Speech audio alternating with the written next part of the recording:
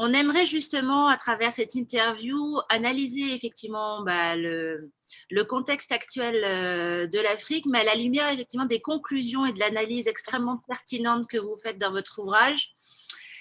Pour ma première question, effectivement, si on s'en tient à ce qu'annoncent nos confrères médiatiques, cette rentrée paraît encore une fois hyper complexe, avec effectivement l'impact socio-économique de la pandémie qui commence à peine à se faire sentir sur le continent, la course au vaccin qui annonce effectivement un scénario long pour l'Afrique en termes d'impact Covid, des tensions effectivement sur la scène politique avec malheureusement ce coup d'État en Guinée, l'enlisement de la situation au Sahel, un regain de tension au Maghreb également avec la situation hyper complexe en Tunisie, des rivalités exacerbées entre l'Algérie et le Maroc. Tout ça nous laisse présager un futur proche, en tout cas extrêmement négatif et du moins complexe pour le continent.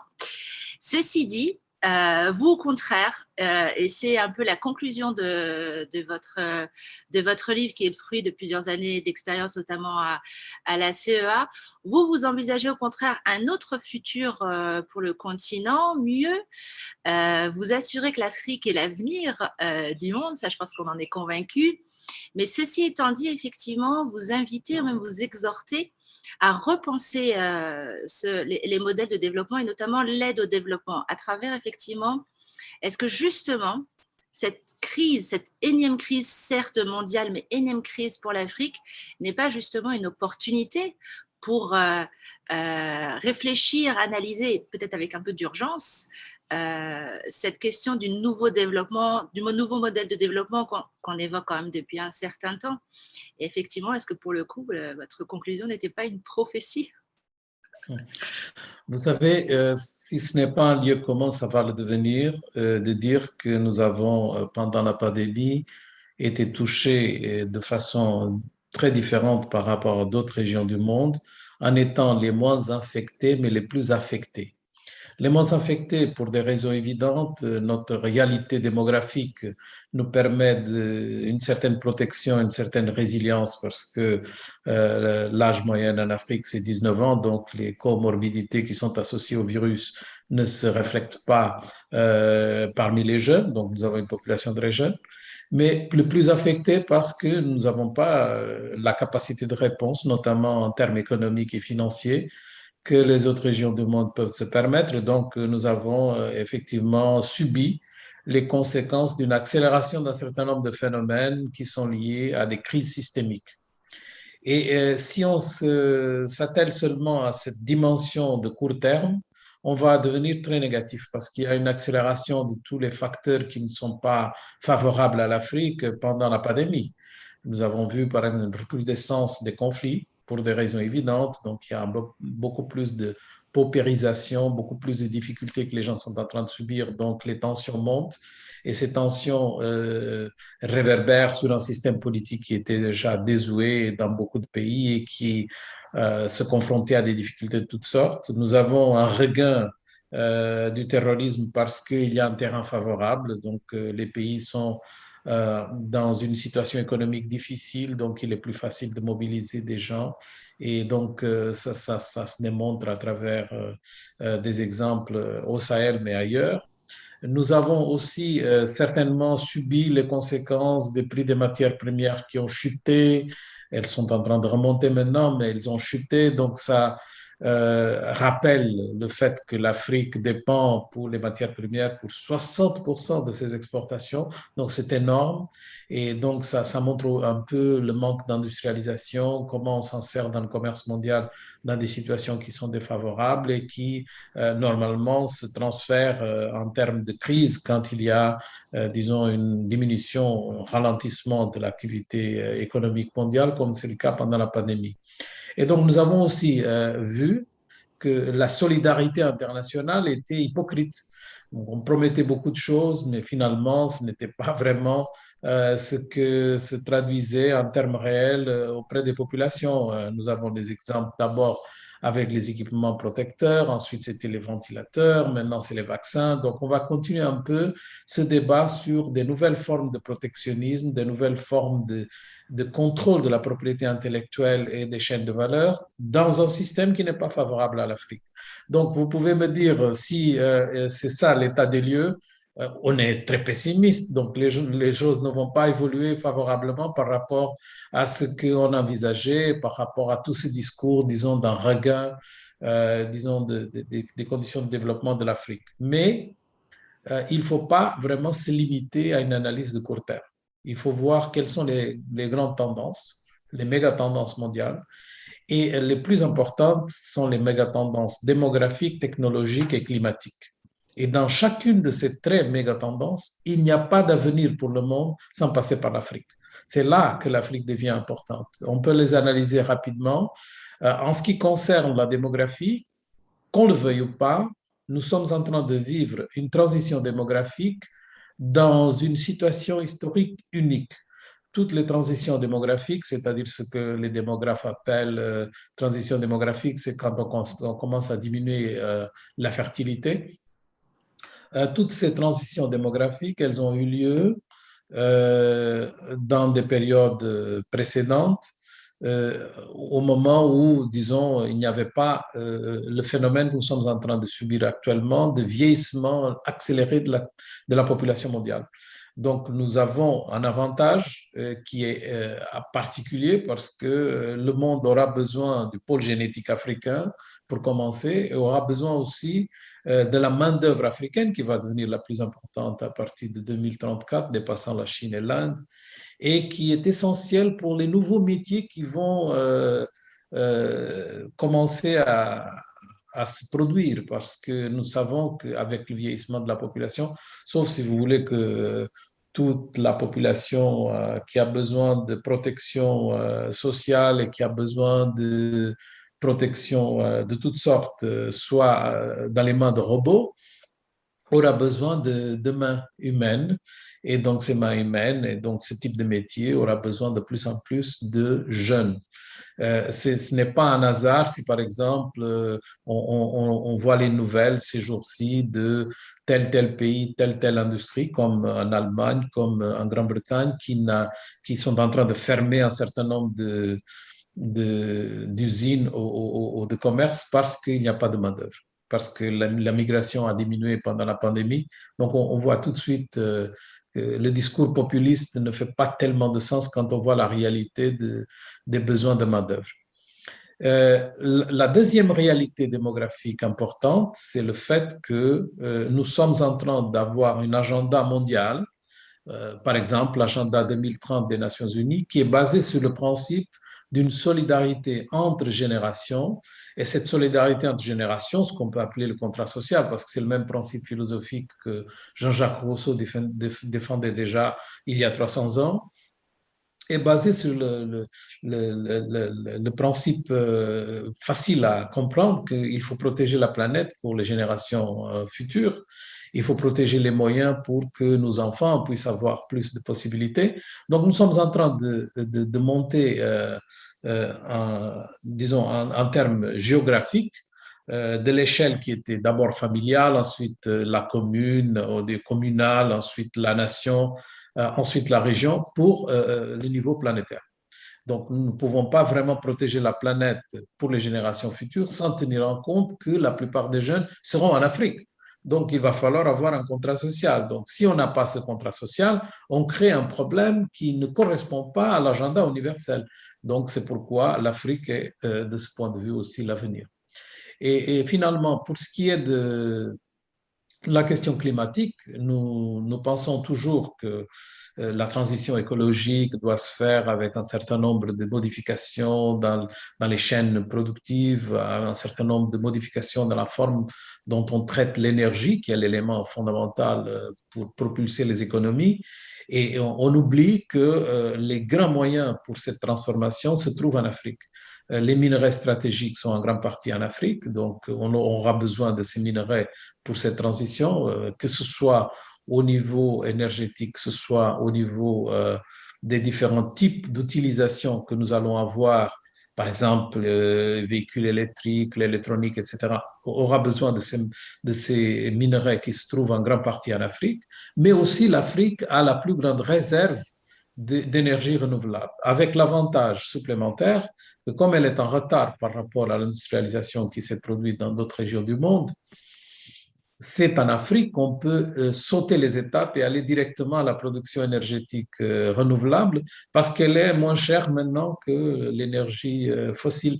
Donc, nous sommes en train d'envisager une situation où les opportunités sont de commencer de la meilleure façon point de vue de la transition écologique, plutôt que ce que les autres doivent faire qui est beaucoup plus difficile, c'est-à-dire repenser et refaire toute leur chaîne productive. Et pour ce qui est de la technologie, normalement, on donne beaucoup d'importance à l'innovation. Il y a une protection de la propriété intellectuelle qui est associée justement à cette caractéristique très particulière des économies riches actuelles qui doivent garder la valeur en gardant la valeur auprès disons, de ce qu'ils contrôlent, c'est-à-dire la propriété intellectuelle, les brevets, etc. Et de moins en moins le produit physique.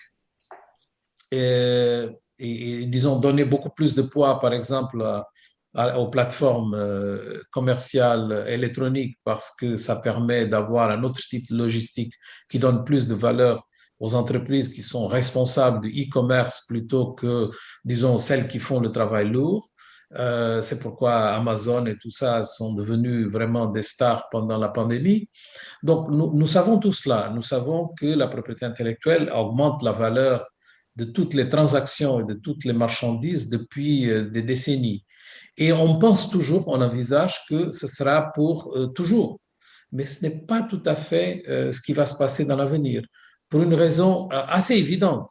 Il vaut mieux penser que le plus on a d'intensité technologique dans les produits et dans les transactions, le plus on a besoin de jeunes, de ce qu'on appelle digital natives, pour pouvoir utiliser cette intensité technologique. On ne va pas l'utiliser avec une population vieillissante. Et donc, qu'on le veuille ou pas, quand il s'agit de la consommation et de l'utilisation de tech intensive, on a besoin vraiment de jeunes. Et comme la plupart des jeunes seront en Afrique, donc un sur chaque deux enfants à partir de 2040 dans le monde sera africain, donc qu'on le veuille ou pas, ça passe par justement cette consommation qui sera en grande partie responsable disons, du profit de ces différentes solutions technologiques. L'innovation ne sera pas suffisante sans consommation et sans utilisation. Et cette utilisation aura besoin de jeunes, il y aura besoin de consommateurs qui seront dans une grande partie dans le continent africain. Donc voilà pourquoi je reste optimiste sur le long terme. Mais il faut bien sûr peser que pour y arriver, et avec les aspirations, avec toutes les conditions que nous voulons, il faut effectivement faire la transformation du tissu économique africain.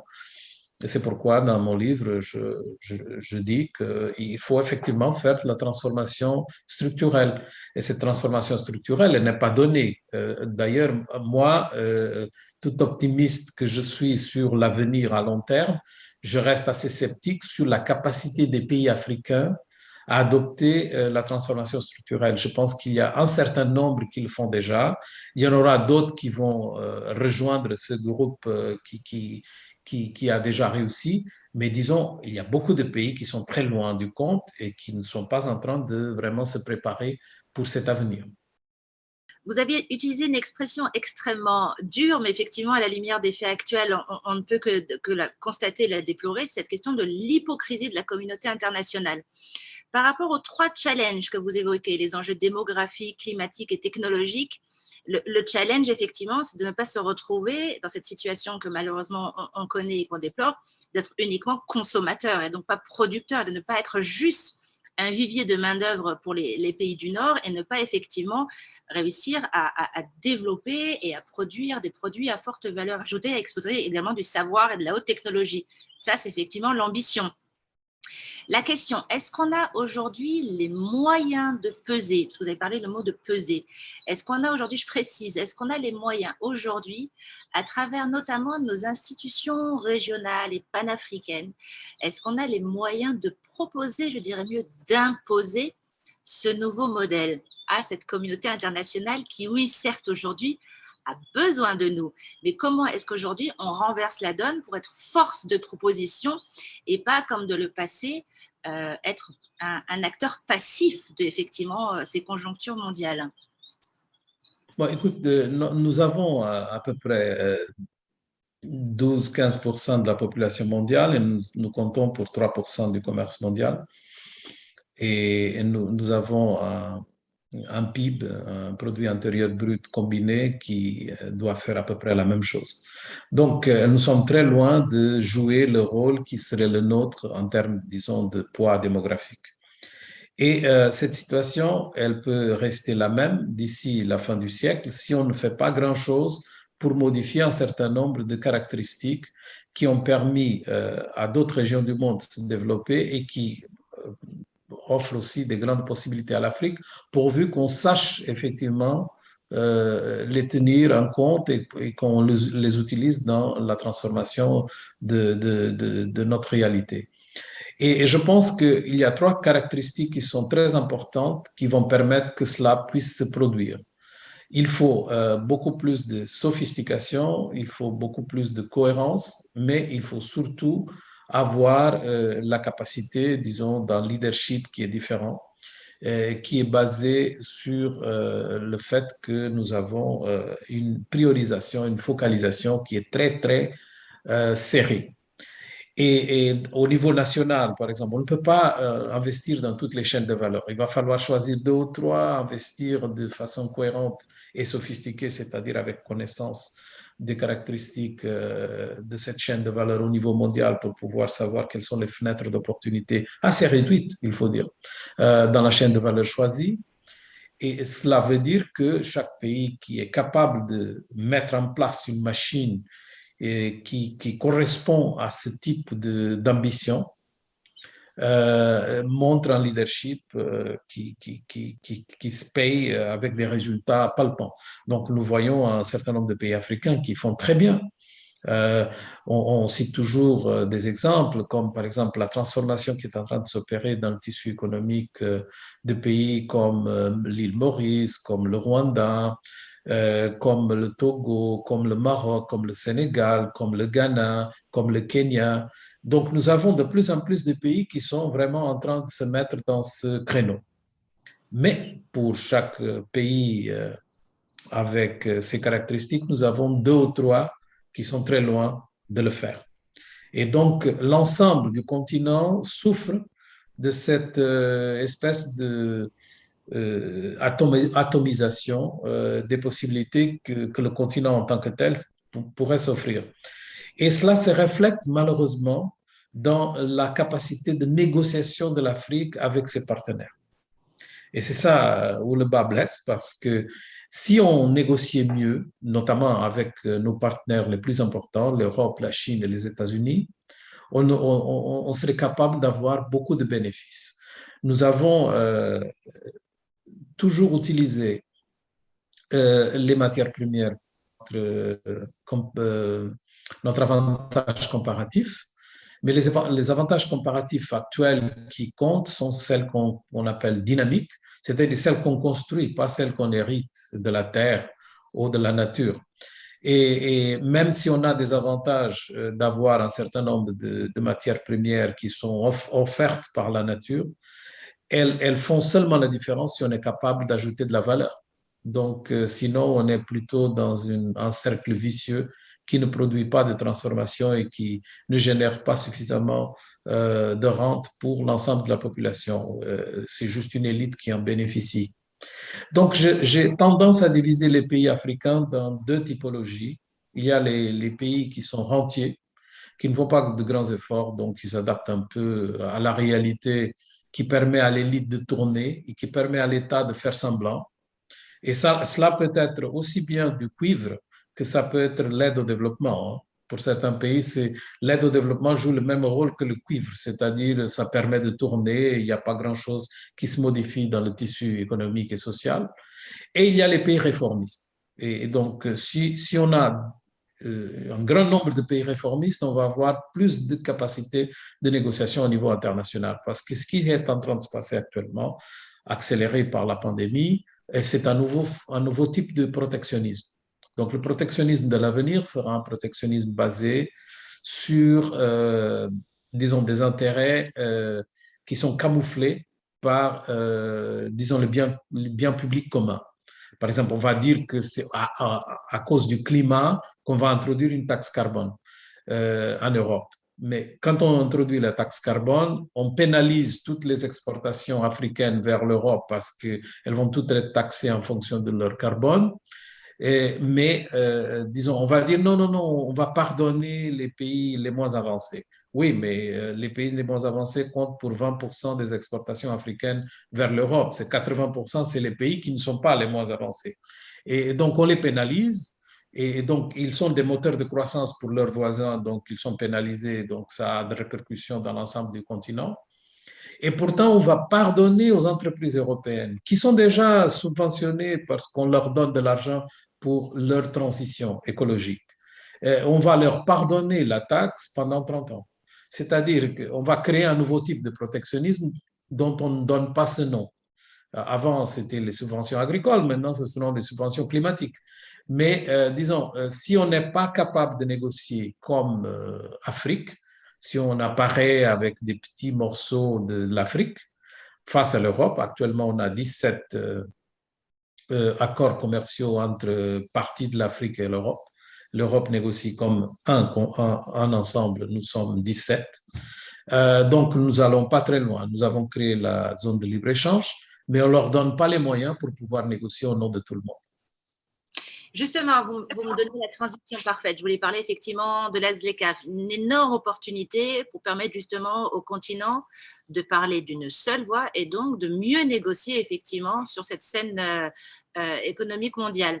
Ceci dit, effectivement, un certain nombre de pays l'ont ratifié, d'autres pas encore. Un certain nombre de pays sont en train de mettre en place tout l'écosystème à l'échelle locale, d'autres pas encore. Et surtout, certains pays en marge, pour ne citer que le Kenya, par exemple, notre voisin, signent des accords bilatéraux avec les États-Unis, des accords commerciaux qui viennent effectivement un peu contrarier ces accords ZLECAf.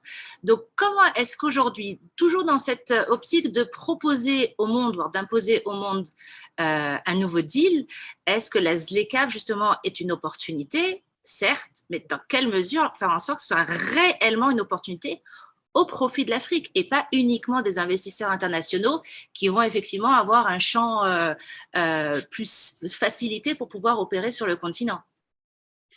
Vous savez, chaque fois qu'un pays négocie avec un de nos grands partenaires, on crée des difficultés pour la ZLECAf. On crée des difficultés, on rétrécit sa marge de manœuvre. C'est le cas, par exemple, du Kenya quand il négocie avec les États-Unis, le Maroc aussi avec les États-Unis, mais c'est aussi l'île Maurice avec la Chine. Enfin, on a beaucoup d'exemples. Et malheureusement, c'est en train de se faire après la ratification de la ZLECAf. Donc, s'il y a une chose qui doit être conçue comme, disons, une décision de départ à partir du moment de l'entrée en vigueur de la ZLECAf, 1er janvier 2020, c'est justement négocier en tant que continent. Et si on ne respecte pas ce principe basique, ben, le reste devient moins important parce que si on est en train de créer une zone tarifaire commune et on retire dès le départ de la lancée de l'encre cette possibilité de négocier en tant que continent, donc on est en train déjà de pénaliser parce que après il va falloir se rattraper en acceptant tous les accords bilatéraux qui sont déjà négociés et donc diminuant considérablement la marge de manœuvre de la ZLECAf. Donc moi je regrette, je fais de la bataille contre cela. En tant que personne qui a été très liée à la mise en place de la ZLECAf et maintenant en train d'aider l'Union africaine dans ses relations avec l'Europe, je suis très préoccupé avec le secrétaire général de la ZLECAf. Nous avons écrit ensemble une lettre aux pays membres de l'Union africaine pour leur avertir de ce danger. Pour conclure, docteur Lopez, vous avez effectivement, dans votre livre, vous évoquez une notion qui est extrêmement intéressante et qui, pour moi, n'a jamais été autant d'actualité et même peut-être même fondamentale aujourd'hui. C'est effectivement inventer, proposer un nouveau contrat social. Il y a quelques mois, le secrétaire général des Nations Unies, également M. Guterres, appelait aussi à un nouveau contrat social. Pas sous la même forme, mais effectivement, d'abord, selon votre analyse, ce contrat social doit-il se faire effectivement à l'intérieur même de l'Afrique, entre les générations, entre le public et le privé, entre l'élite et la base, et ça, les nombreux foyers de tension qu'on observe sur le continent nous rappellent à quel point il y a ce fossé aujourd'hui qui se creuse de plus en plus entre l'élite et la base. L'élite, elle n'est pas que politique, elle est également économique. Mais est-ce qu'aussi ce contrat social doit être refait entre finalement cette communauté internationale, dans laquelle l'Afrique doit, et c'est pour l'avenir du monde, c'est vraiment pour le coup, c'est pas que au profit de l'Afrique, mais pour un monde plus solidaire, pérenne, plus écologique, on a besoin que l'Afrique prenne effectivement toute sa place dans ce nouveau contrat social. Moi, je reviens aux philosophes qui nous ont donné cette idée qu'il faut faire évoluer les institutions pour répondre, disons, à un cadre qui soit capable d'assurer la solidarité entre générations. Et donc, ce n'est pas la peine de compliquer un peu tout ce baratin sur le développement durable. Enfin, il y a beaucoup d'explications théoriques, etc. C'est très simple. Au niveau d'une famille, on veut que nos enfants soient capables d'avoir un avenir meilleur que le nôtre. En tout cas, on est devenu un peu plus défensif, aussi bon que le nôtre, parce que nous regardons de plus en plus avec préoccupation l'avenir. Et je pense que si on traduit ça en termes politiques, il faut vraiment utiliser l'idée du contrat social comme un gage pour se protéger de toutes sortes de populisme. Il va falloir qu'on puisse élever un certain nombre de considérations au niveau d'un pays, au niveau international aussi, au-delà, disons, de la lutte entre partis, de la lutte, disons, politicienne. Et je pense que une des raisons principales pour l'urgence de ce contrat social, c'est justement le fait que nous sommes en train de vivre, en Afrique en particulier, une augmentation démographique très rapide. Et cette vitesse de la transformation démographique est accompagnée d'une urbanisation aussi très rapide. Donc, c'est une idée qui, si elle était déjà urgente, devient plus urgente parce qu'il y a beaucoup de difficultés pour pouvoir gérer l'ensemble de ces transformations. Et l'idée principale du contrat social, c'est justement d'avoir des institutions, et quand on parle d'institutions, ce n'est pas seulement, disons, des institutions physiques, mais des institutions en termes, disons, de législation, en termes de système de décision, de processus, etc., qui sont en place pour pouvoir gérer cette relation d'une façon équitable et qui permet justement d'avoir le principe de la solidarité entre générations au centre. Et on ne peut pas l'avoir sans discuter, avec beaucoup de difficultés, j'admets, la question de l'inégalité, qui est devenue un facteur de perturbation dans l'ensemble des systèmes politiques au niveau national de chaque pays, mais aussi au niveau international, parce que les inégalités sont en train d'accélérer.